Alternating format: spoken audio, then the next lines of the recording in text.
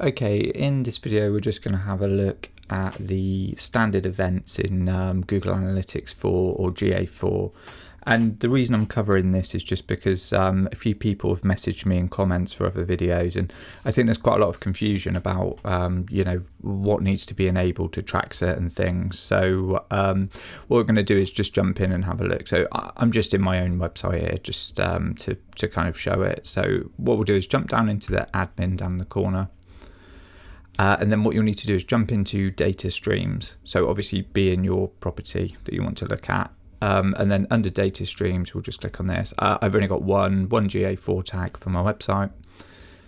And then you can see under here, these are our default events. So what we can do is you've got the enhanced measurement. So I have that switched on for mine. And then under here, under the cog, you can see we've got all these different ones. So by default, page views is enabled. There are advanced settings for it. I don't change them. I just kind of leave them as they are. But it's up to you if you want to kind of go into that. But it's generally just to kind of go through what's here. So we've got scrolls. So basically, it's that event is fired. You can kind of see there's a little kind of overview for each. So each time the user gets to the bottom of a page, the scroll event's fired. So what that's telling you is if a user has actually read all the information on that page. So generally, if they have done that, that's giving you a sign that you want to have a look what they're doing next. Are they just leaving the site? Do they need a link to click on at the bottom?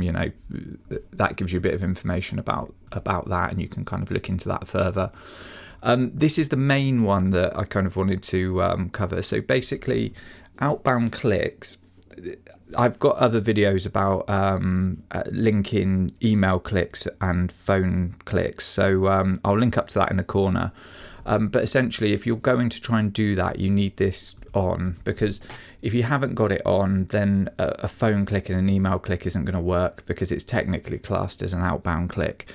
And an outbound click is essentially just anything that leads away from your site. So, if they click off to go onto another site, it may be another one of your sites, but if it's a different domain, different URL, it's essentially an outbound click. And a phone number and an email fall into that because they're taking you out to either the phone book or they're taking you out to your mailing app. So essentially, again, they're leading you away from the site into something else. So if you want to track those outbound clicks, obviously make sure that's on.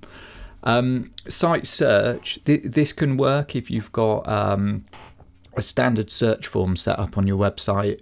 It works quite often for Shopify sites, WordPress sites. Quite a lot of others actually can work, Squarespace, Wix, that type of thing. We've got an out-of-the-box search. If you build the search yourself, you just have to make sure that it follows the format that it wants for a search. But yeah, a lot of those kind of basic out-the-box kind of things work with that anyway. But you may find that you need to make some tweaks to how your search works if you actually want to use this, or you can use custom events, either or. And the same kind of goes for a form, which usually just works. There are a couple of things I've seen out there, like people building stuff in Bubble, and Bubble doesn't always follow the standard kind of form HTML setup, and then Google Analytics can't track it properly. So there are outside cases where that may not work, but generally form interactions should pretty much work. So it's anything where somebody's inputting data, hitting submit, and that data is being sent off. So the form interaction is generally the submit. So, if somebody's actually sent that form, and then you can drill down by page, which again, we looked at that in another video, looking at events by page. So for example, you can see how many people have submitted a form on the home page versus how many people have submitted a form on the contact page, for example. Video engagement, again, it has to follow certain kind of rules to work with it, but you've essentially got things like the play progress for videos on the website. So it's quite a good one to use if you've got websites. If you've got videos embedded in your website, that can be a pretty useful one. You can see how long people are watching the videos for, as well as how long people are on the page, for example. So you can get some quite good data out of that if you've got quite a lot of videos on your site.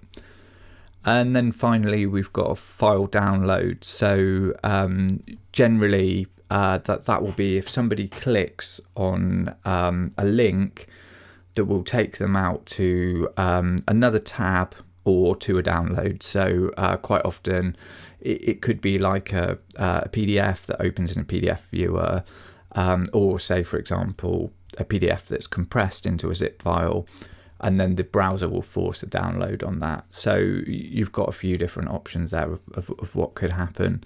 But yeah, again, these things aren't always perfect, but they're kind of there as the default options. But yeah, it was just to kind of go through that and explain that a little bit, because I think there's some confusion about, you know, which ones should be switched on, why some of them maybe aren't firing, and you know why they're there and if they're needed. And you know, if there are certain ones there that you're just not going to use, like you don't have a site search, or you don't have videos on your site, for example, anything like that, you can just switch these off. You don't have to track them all. So yeah, just go through and see what you know, what is useful for you. But certainly I would always have outbound clicks, and you know, scroll is useful, and to me they're all useful. But you know, it might be that you want to switch some off and just clean up the dashboard a little bit. So yeah, hopefully you found that helpful. If you have, give the video a like. If you want to see more content like this, then please subscribe to the channel.